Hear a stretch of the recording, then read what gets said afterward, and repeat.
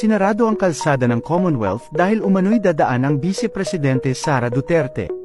So, itong video po na to ay nag-viral po ito noon, no, na sinarado nga diyan sa Commonwealth kasi itong ating Vice Presidenteng tamad dadaan daw po, 'di ba? Oo, dadaan yung tamad. 'Di ba? So, ito po, panoorin po natin 'to. Okay? Kasi ang unfair, 'di ba? Yung mga tao na nagmamadali, yung mga tao na may mga kailangan pang habulin na oras, nai-stuck po diyan dahil lang sa Vice Presidenting tamad. 'Di ba? Dahil lang dadaan ang mahal na reyna. 'Di ba? Ito, panoorin po natin ito, mga pre. Ito ay syempre pala, sa hindi pa follow sa ating Facebook page, huwag kalimutan i-follow ang ating Facebook page, Ballpoint Man 2.0. Meron din po tayong TikTok, Ballpoint Man 2.0 din po. Kung ano po yung pangalan ko dito sa YouTube, ganun din po sa Facebook at TikTok. Ganun po yun. Oo. At syempre, sa mga bagong subscriber natin dito, maraming salamat po. Huwag kalimutan mag-like, share, at subscribe. So, eto na po, mga pre, no? Panoorin po natin. Dulot ng pagkaabala sa mga mamamayan sa gitna ng tumitirik na araw. Makikita sa video na tinanong ng isang mamamayan na na-stuck sa traffic ang mga traffic enforcers kung ano ang dahilan at sino ang dadaan. Imagine, wala. Maraming maraming mga na-stuck, no? Diyan sa daan na yan. O, libo-libo. Libo-libo. Bakit kailangan may, kumbaga, magtuloy-tuloy ang biyahe ni Sara? Bakit? Hindi porket vice presidente siya, ganyan na siya ka-importante. Okay po sana kung hindi po siya tamad. Pwede pang mapagbigyan pero tamad KO! Diba? Kita nyo yan? Viral yung mga tao na traffic dyan, uminit na yung ulo. Uminit yung ulo dahil dyan sa vice presidente nilang walang kwenta. Ikaw ba naman na may stuck dyan? Dahil lang dadaan si mahal ni Reyna. Dyan muna kayo. Kailangan matusta kayo dyan, magpainit kayo dyan, lalo na yung mga nakamotor. Dyan lang kayo. Dadaan yung tamad. Diba? Sinagot naman ng traffic enforcers na dadaan si Sara Duterte. Ito na. Tatanungin yung traffic enforcer o di kaya pulis yata itong tinanong dito. Boss, ano to? Ano po reason? Ang tanong, anong reason? Sino po ito? Pulis yung tinanong. Sino? VP Sara. So sinara niyo yung Commonwealth para dumaan si VP Sara. Ganun talaga. Dadaan yung tamad Kailangan kasi daw ninyo magbigay pugay, no? Magbigay pugay daw kayo sa Vice Presidenting tamad. KO! Diba? Sa Vice Presidenting Magna. Magna? VIP Magna. Ay, grabe naman yan. Diba? Magna. Tapos VIP. Dadaan lang, kukross lang po. Wow! Kukross lang po siya, kasi lang po. Kukross si VP Sara, sinara niyo yung Commonwealth. Kukross ang tamad at ang Magna. Kaya sinara ang Commonwealth. Dapat ganun yung pagkasabi mo dyan. Alright. Sige. Kukross si VP Sara. Si VP Sara, tatawid. Kaya tumigil muna. Tatawid si VP Sara, yung tamad. Yung Magna. KO! Tayo. Tigil muna tayo dahil tatawid si VP Sara. Ingat lang. Wala pong... Hindi raw biro. Ito. Ito naman, kung kanina napanood nyo na si Sara tatawid at na traffic, ito iba naman, no? Ito yung panahon ni Noynoy Aquino. Diba? Ganito po si Noynoy Aquino paglalabas ng Malacanang. Ganon din naman po ang ating Pangulo na Bongbong Marcos. Ganon din po, ito, si Noynoy Aquino. Diba? O, ito, panoorin nyo po, panoorin po natin. Ganito dapat, mga dutais. Diba? O, hindi yung parang ano ka, mahal na reyna. Pangalawang Pangulo ka lang. O, tingnan mo, si Noynoy Aquino, ha? Pinoy. Oo. Pangulo yan, pero ganyan siya ka-humble. Ayaw niyang maabala yung mga nandyan sa kalsada. Diba? O, ito, panoorin po natin. Ang pagbabantay sa seguridad at convoy ni Pangulong Aquino, lalo pat hindi siya gumagamit ng wangwang kapag nasa... Hindi pa gumagamit ng wangwang. Ha? Pag lalabas siya, may nakabantay lang na mga pulis. 'Di ba? Pero hindi sila nagwawangwang. Na parang baka may magtanong, ano yung wangwang? Parang po? Parang ambulance. Para pag ang purpose kasi ng wangwang para para pag nagwangwang ka, tatabi sila, dadaan ka. Ganon. O hindi po ganon si Pinoy, ha? Si Sara Duterte, iba. Vice President ka lang, huy. Grabe, tamad ka na nga, gaganyan ka pa. kalsada, nakatutok si Sandra Aguinaldo. O yan, lalabas na si Pinoy, oh. Sa lahat ng oras, binabantayan ng Ito. Balik natin kaunti kasi nagka-problema kanina. Ito po. Sa lahat ng oras, binabantayan ng Presidential Security Group ang seguridad ng Pangulo ng Bansa, lalo na kapag lumabas ito ng Malacanang papunta sa mga appointment nito sa labas. Nang pasamahin kami walang wangwang yan, ha? ng PSG sa Presidential Convoy, nalaman naming hindi madali ito, lalo na't hindi gumagamit ng wangwang si Pangulong Aquino. We don't use the sirens anymore. Nakikiusap, ginagamit namin yung mga loudspeakers para nakikiusap sa tao na makikiraan. Nakikiusap, ha? Nakikiusap. Marunong pong makiusap si Pinoy. Diba? Kung si Pinoy nakikiusap sa mga Pilipino, si PBBM naman, kahit inaaway na yan, ay tahimik lang po yan. Diba? Pero si Sara, iba. Mayabang. Diba? Magmumura. Oo. Yan ba yung ating Yan ba yung dapat tularan ng mga kabataan? Yung ganyang ugali, basahan po yan, eh. Hindi kami gumagamit ng blinkers. Apo. We only use the hazard lights to identify which cars are in the convoy. Sa may 30 minutos na biyahe namin, 30 minutes, okay. Ilang beses tumigil sa traffic light ang convoy. Tumitigil pa sa traffic light, ha? Kung si Sara Duterte yan, kahit Vice President, dire-diretso na yan.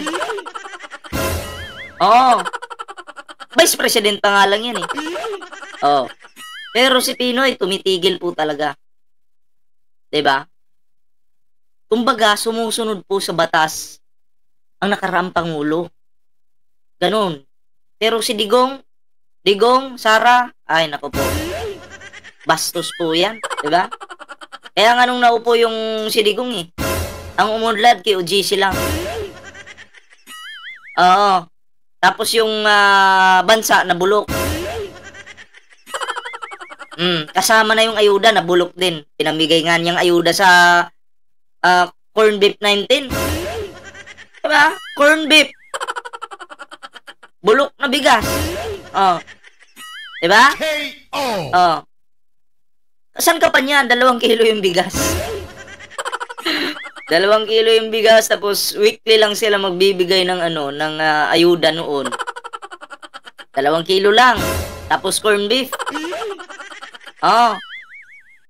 Kung wala sanang COVID noon. Tapos, eto pa yung matindi. Maraming natanggal sa trabaho. Dahil, hinayaan ni Digong na mag-lockdown tayo. Hindi naman po hindi po ako maniwala sa COVID. Say, pagpalagay natin, totoo yung COVID. Pagpalagay natin, totoo. Ang nakakapagtaka, binalita po noon na merong isang chikwa, pinapasok po nila sa bansa.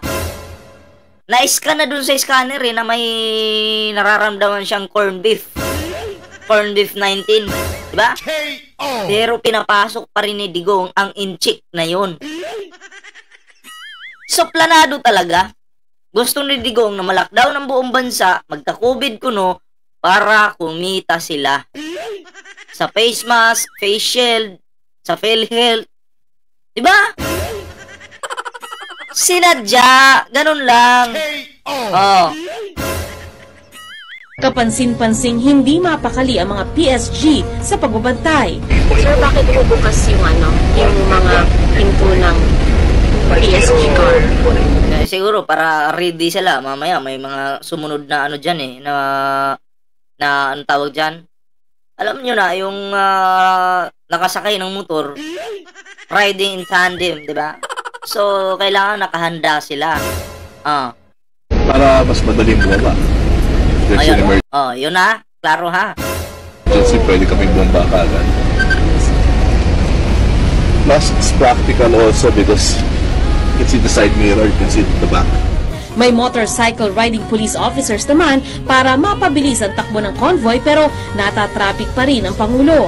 Kung minsan, hindi alam ng mga motorista na hindi alam ng mga motorista yung sa bayan na pala nila sa kalsada ang pinakamataas na opisyal ng bansa.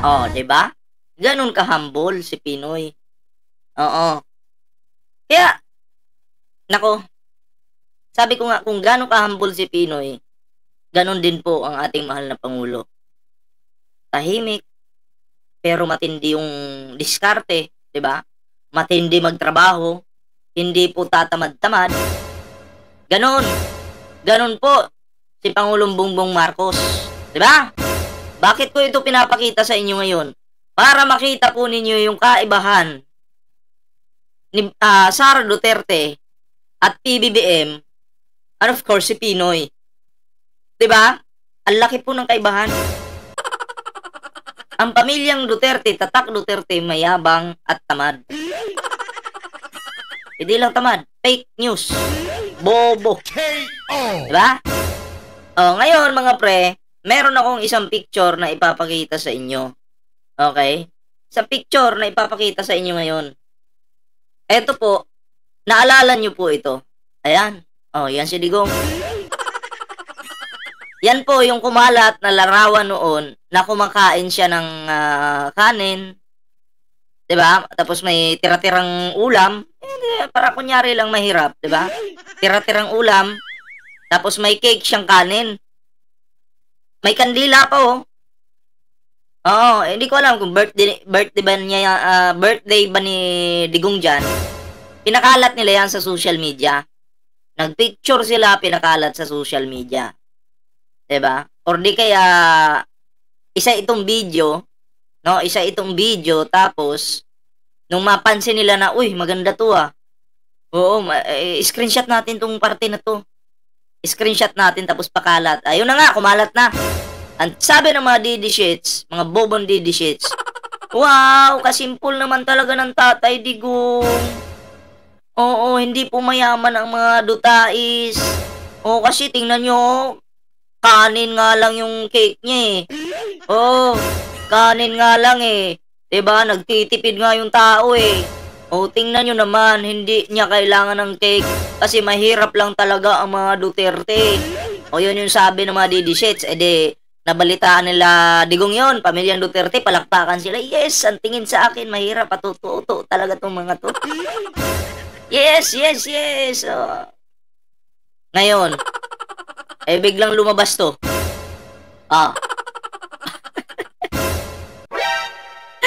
Nakita niyo yung kanin doon, may kandila yung kanin. Meron pala silang mga litson, may mga fried chicken, at kung ano-ano pang ulam. So, ang pinakita po nila sa publiko, itong picture lang na to. Para magmukha silang mahirap. Yun pala, meron naman pala to. May baboy naman pala, may litsong baboy, may kung ano-ano pang ulam. Di naluko yung mga DD Sheets. Nauto, na-scam. Paniwalang paniwala sila, no? Paniwalang paniwala po sila dito. Yan. Pero kung titingnan mo, meron palang litson. Ang galing. Oh. Yan ba yung simple? 'Di ba? Simple? Yan ba sa tingin nyo yung simple? May litson? Sinadya lang pala yung kanin, gawing cake, tapos lagyan ng kandila. Kasi ikakalat pala nila sa social media. Diba? Galing talaga ng diskarte ng mga didishits at ng mga dutais. Eto ngayon. May ipapakita ko. Dapat ganito pala yun eh. Ganon. Oo. Kung mapapansin nyo dyan sa cake na yan, para siyang kanin. So, ang cover pang mahirap lang. Kasi cake mo kanin lang eh. Pero nung bubuksan mo na pala yung cake mo, masarap pala yung nasa loob. May mga chocolates pala. Ganun po ang pagkatao ni Digong. Kung makikita nyo, simple lang siya. Mahirap lang kuno siya. Pero kung sisilipin mo yung yaman nito, puro pala ginto. Kulang na lang yung bahay nito. Ang tiles ginto. Ganun po. Ikumpara nyo si Digong sa cake na yan. Na nasa harapan nyo ngayon.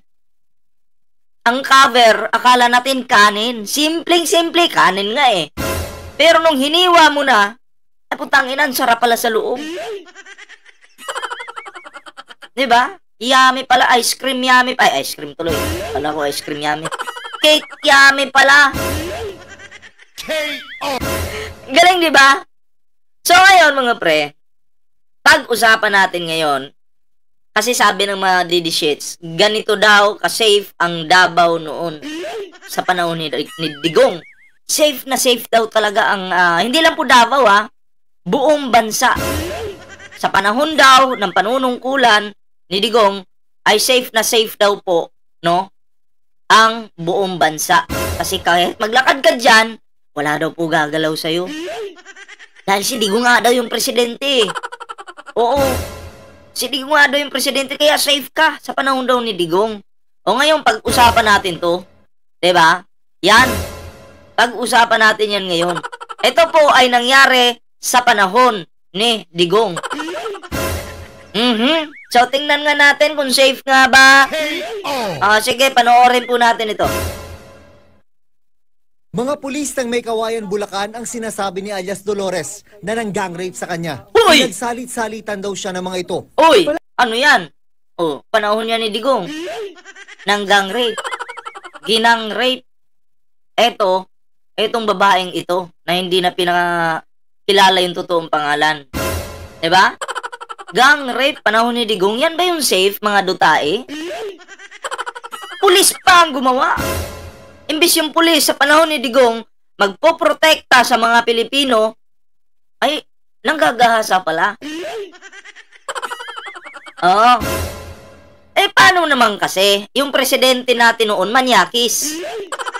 Di syempre, maa-adapt po ng mga kapulisan, hindi naman lahat. Maa-adapt po nitong mga manyakis din na pulis kung ano yung leader. Yung pagiging manyakis ng leader, maa-adapt din po nitong mga kapulisan na to. Tuloy natin. Safe daw eh. Sampal sa inyo to. Wala na akong nagawa hanggang sa ginawa ko lahat po ng gusto niya. Kwento ni Dolores, naniningil lang siya ng pautang kasama ang anak nung March 6 sa Barangay Bangkal, May Kawayan. Natapat naman na may buy-bust operation sa lugar.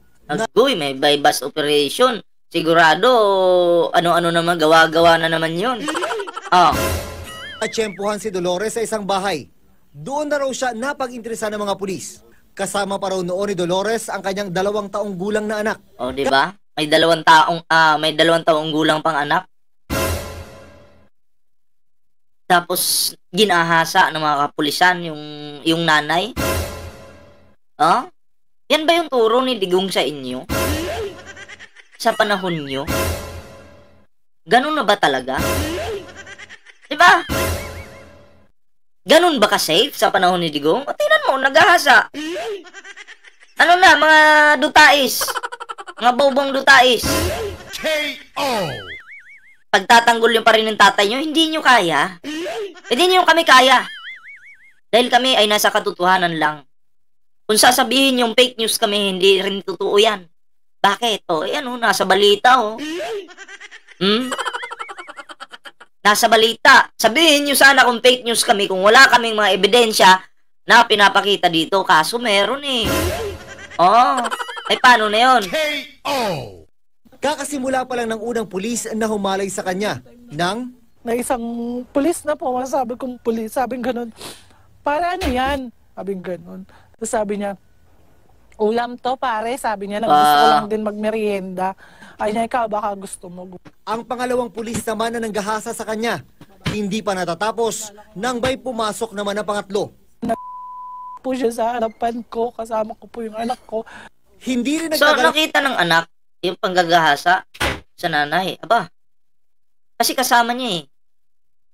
Pangatlo, nang pumasok sa kwarto ang pangapat. Sabi ni Dolores, Ang ina, may pangapat pa. sinakripisyo niya ang kanyang sarili para maisalba ang 2 taong gulang na anak.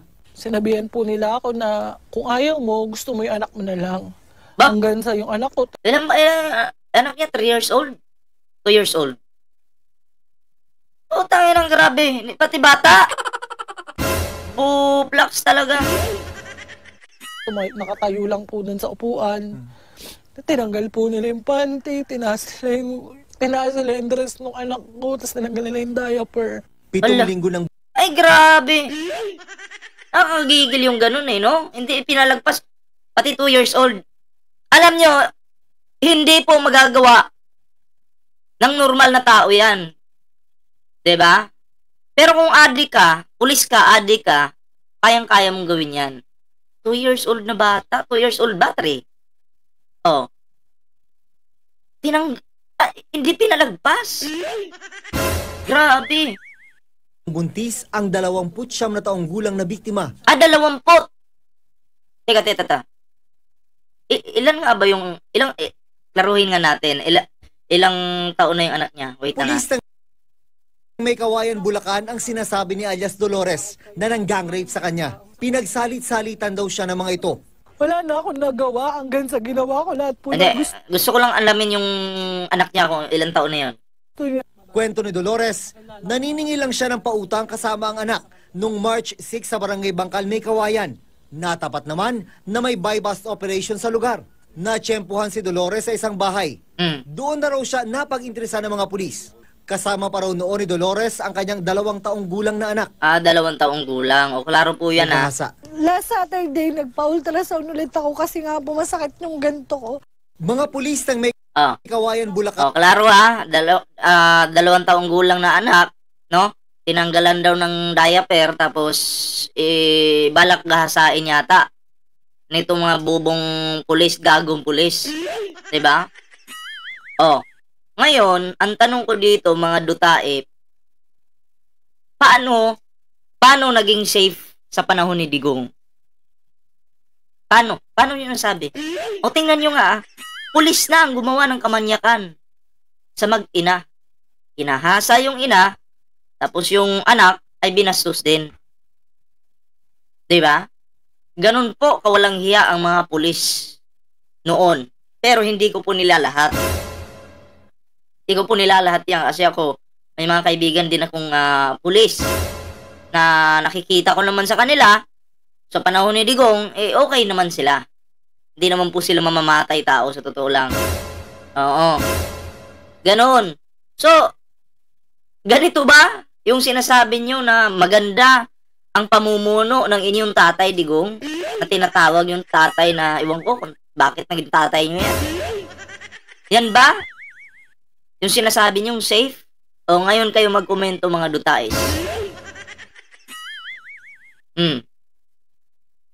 So sino yung bangag? Sino yung adik? Di ba yung mga pulis? Dahil ang pagiging bangag ng pulis na yon, pagiging adik ng pulis na yon, namanan niya kay Digong. Namanan nila kay Digong. Kasi nung panahon si Digong, Panahon ni Digong, lutang po si Digong, floating po. Mr. Fentanyl nga eh. Oh, addict, in short, addict si Digong. Diba?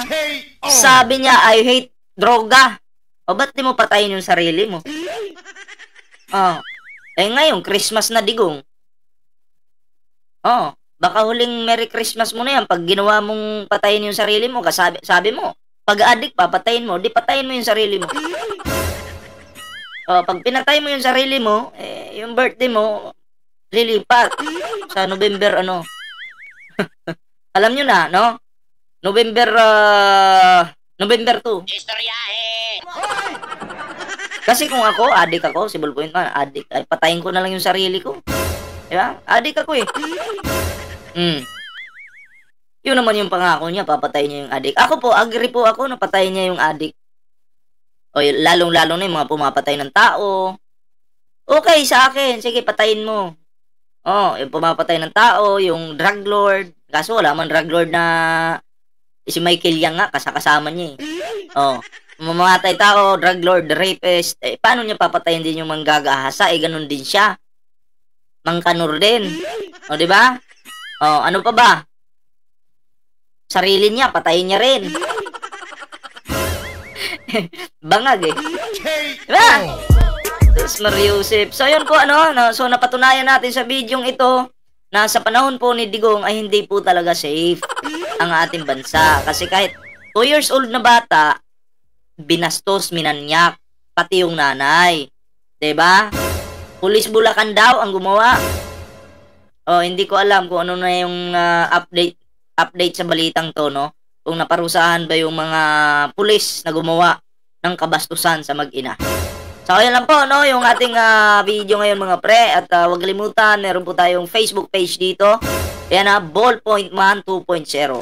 Ayan na, so sa mga bagong ano po natin dyan, mga bagong subscriber, maraming salamat po sa pag-subscribe sa ating munting YouTube channel. Ayan. So, salamat po Huwag kalimutan mag-like, share. Ayan ha. And also, ring the notification bell mga pre para updated po kayo sa mga uploads po natin. Okay, so yun lang po muna yung ating video. Ingat-ingat and bye-bye.